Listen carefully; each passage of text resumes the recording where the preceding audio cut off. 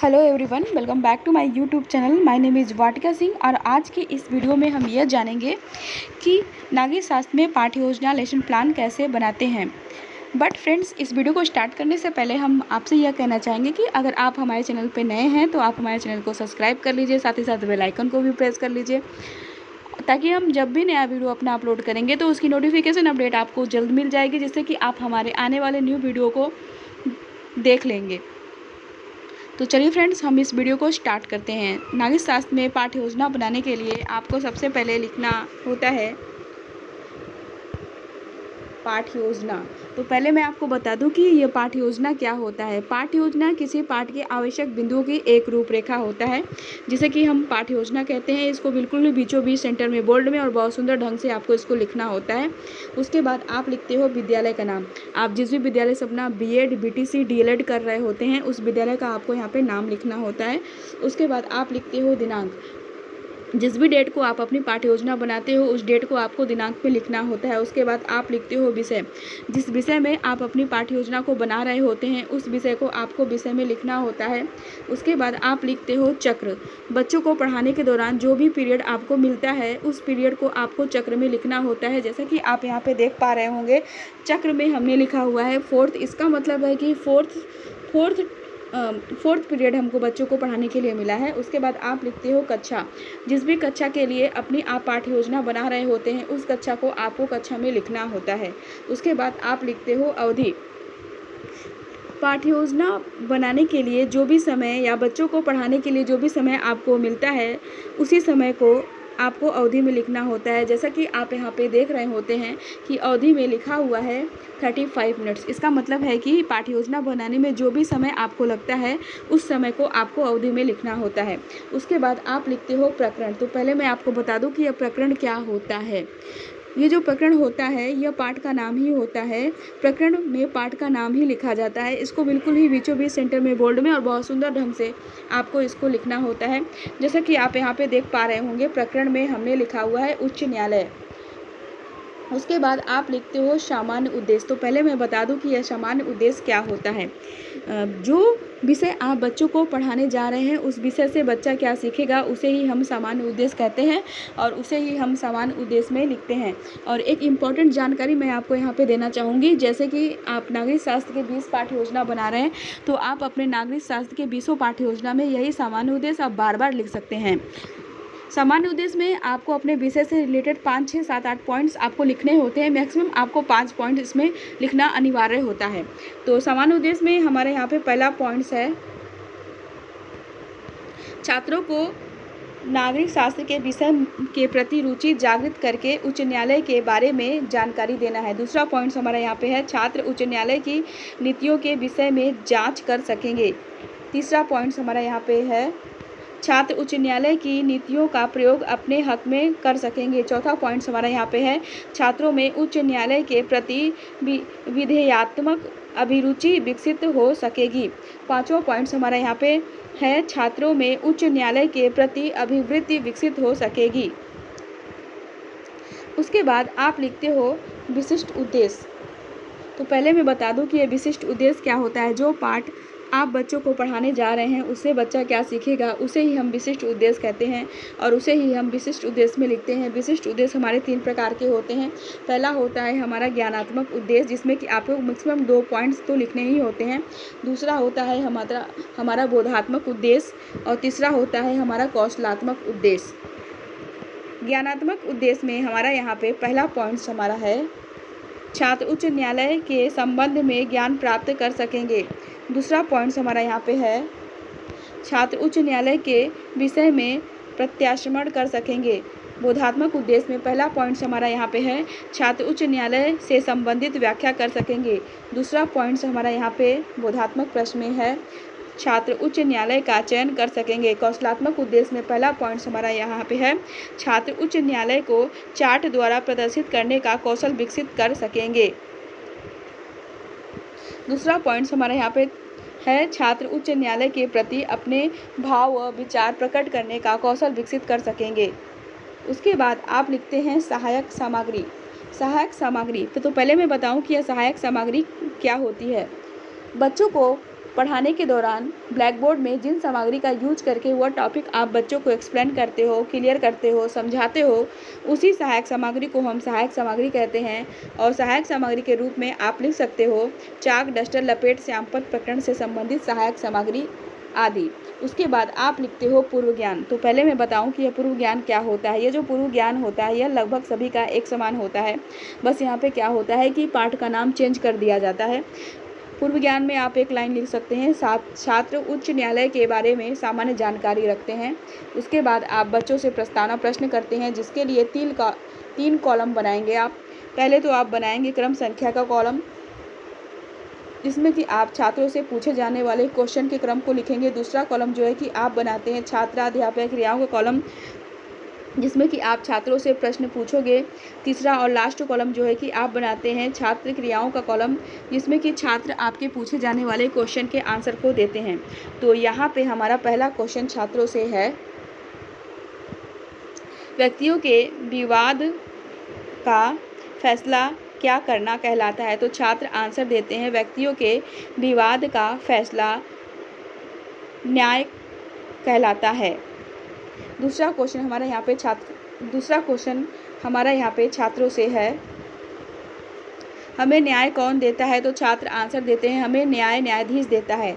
तीसरा क्वेश्चन हमारा छात्रों से है, न्यायाधीश की नियुक्ति कौन करता है। तो छात्र आंसर देते हैं, न्यायाधीश की नियुक्ति राष्ट्रपति करता है। चौथा क्वेश्चन हमारा यहाँ पे छात्रों से है, उत्तर प्रदेश का न्यायाधीश किस न्यायालय में बैठता है।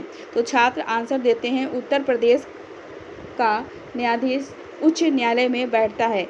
पांचवा क्वेश्चन हमारा यहाँ पे छात्रों से है, बच्चों उच्च न्यायालय के बारे में आप क्या जानते हैं। तो छात्र आंसर देते हैं, समस्यात्मक प्रश्न। इसका मतलब है कि पांचवें क्वेश्चन का आंसर छात्रों को नहीं पता है। उसके बाद आप लिखते हैं उद्देश्य कथन। उद्देश्य कथन में आप लिख सकते हैं, बच्चों आज हम उच्च न्यायालय के बारे में अध्ययन करेंगे। उसके बाद आप लिखते हैं प्रस्तुतिकरण। प्रस्तुतिकरण में आप लिख सकते हैं, अध्ययन अध्यापन की सुविधा की दृष्टि से पाठ को 2 पार्ट्स में डिवाइड किया जाता है। उसके बाद आप व्याख्या करते हैं, जिसके लिए 4 कॉलम आप बनाएंगे। पहला कॉलम तो आप बनाते हैं शिक्षण बिंदु का कॉलम, जिसमें कि आप व्याख्या करने वाले टॉपिक का नाम लिखेंगे। दूसरा कॉलम जो है कि आप बनाते हैं छात्राध्यापक क्रियाओं का कॉलम, जिसमें कि आप व्याख्या करते हैं।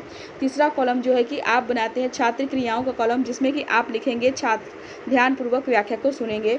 चौथा और लास्ट कॉलम जो है कि आप बनाते हैं श्यामपट्ट कार्य का कॉलम, जिसमें कि आप व्याख्या करने वाले मुख्य पॉइंट्स को लिखेंगे। तो अब हम व्याख्या कर लेते हैं।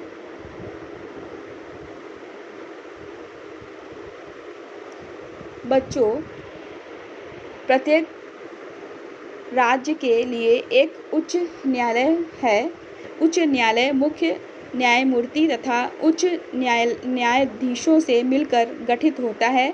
न्यायाधीश तब तक पद धारण करेगा जब तक कि वह 62 वर्ष की उम्र पूरी न कर लेगा।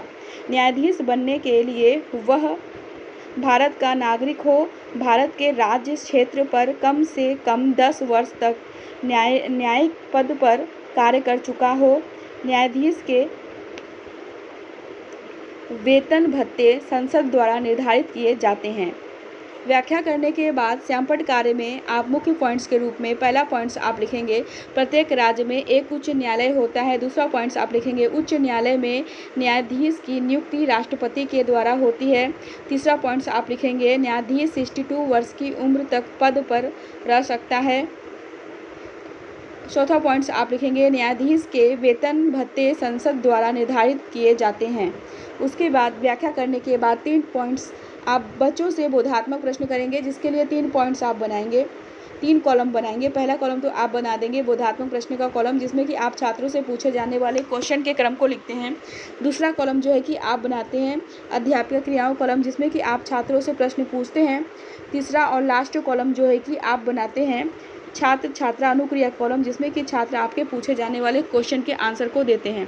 तो यहाँ पे पहला क्वेश्चन हमारा छात्रों से है, न्यायाधीशों की नियुक्ति किसके द्वारा होती है। तो छात्र आंसर देते हैं, न्यायाधीशों की नियुक्ति राष्ट्रपति के द्वारा होती है।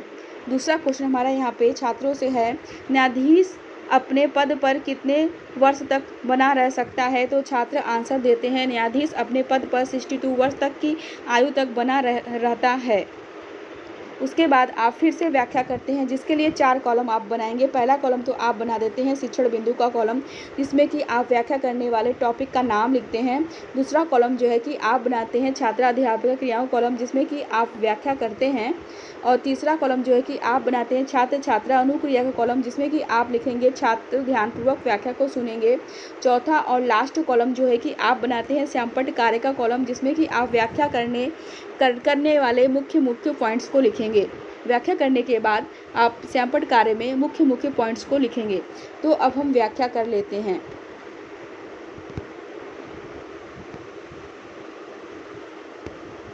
बच्चों, उत्तर प्रदेश का उच्च न्यायालय इलाहाबाद में स्थित है। यह प्रदेश की सबसे बड़ी कचहरी है। किसी भी मुकदमे के फैसले जो कि प्रदेश की किसी भी छोटी कचहरी और स्पेशल कोर्ट में दिए गए हो, यहाँ पर बदले जाते हैं। उच्च न्यायालय में अभियुक्त एवं गवाह नहीं बुलाए जाते। यहाँ पर केवल जानकारी की फाइल के आधार पर फैसला होता है।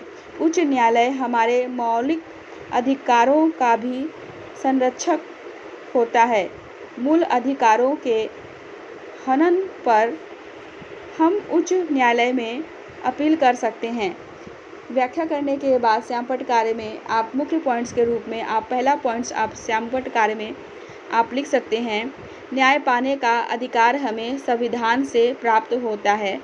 दूसरा पॉइंट्स आप लिख सकते हैं, न्यायाधीशों की नियुक्ति राष्ट्रपति द्वारा होती है। तीसरा पॉइंट्स आप लिखेंगे, न्यायाधीशों के वेतन भत्ते संसद निर्धारित करती है। चौथा पॉइंट्स आप लिखेंगे, उत्तर प्रदेश की सबसे बड़ी कचहरी इलाहाबाद है। व्याख्या करने के बाद 3 कॉलम आप बनाएंगे बच्चों से बोधात्मक प्रश्न पूछने के लिए। व्याख्या करने के बाद आप बच्चों से बोधात्मक प्रश्न करेंगे, जिसके लिए 3 कॉलम आप बनाएंगे। पहला कॉलम तो आप बनाएंगे बोधात्मक प्रश्न का कॉलम, जिसमें कि आप छात्रों से पूछे जाने वाले क्वेश्चन के क्रम को लिखेंगे। दूसरा कॉलम जो है कि आप बनाते हैं छात्र अध्यापक क्रियाओं का कॉलम, जिसमें कि आप छात्रों से प्रश्न पूछते हैं। तीसरा और लास्ट कॉलम जो है कि आप बनाते हैं छात्र छात्रा अनुक्रिया का कॉलम, जिसमें कि छात्र आपके पूछे गए क्वेश्चन के आंसर को देते हैं। तो पहला क्वेश्चन हमारा यहाँ पे छात्रों से है, उत्तर प्रदेश की सबसे बड़ी कचहरी कहाँ है? तो छात्र आंसर देते हैं, उत्तर प्रदेश की सबसे बड़ी कचहरी इलाहाबाद में है। दूसरा क्वेश्चन हमारा यहाँ पे छात्रों से है, मौलिक अधिकारों के लिए हम कहाँ अपील कर सकते हैं? तो छात्र आंसर देते हैं, मौलिक अधिकारों के लिए हम उच्च न्यायालय में अपील कर सकते हैं। उसके बाद आप छात्रों को गृह कार्य देंगे। गृह कार्य के रूप में आप छात्रों को दे सकते हैं, बच्चों आप लोग उच्च न्यायालय का न्यायाधीश होने के लिए क्या योग्यता होनी चाहिए तथा न्यायाधीश के कार्य के बारे में पढ़ के आइएगा। इस प्रकार आप बच्चों को गृह कार्य देंगे। इस तरह से आप बीएड, बीटीसी, डीएलएड में अपनी पाठ्य योजना नागरिक शास्त्र विषय में बना सकते हैं। तो अगर आपको इस पाठ्य योजना में कोई भी क्यूरी, कोई भी प्रश्न, कोई भी परेशानी हो या कोई भी क्यूरी आपके दिमाग में हो, तो आप कमेंट सेक्शन में मुझसे क्वेश्चन पूछ सकते हैं। मैं आपके दिए गए क्वेश्चन के आंसर को दूंगी और मैं आपसे फिर से मिलती हूँ अपनी नेक्स्ट वीडियो के साथ। Thank you so much for watching my videos and subscribe my channel.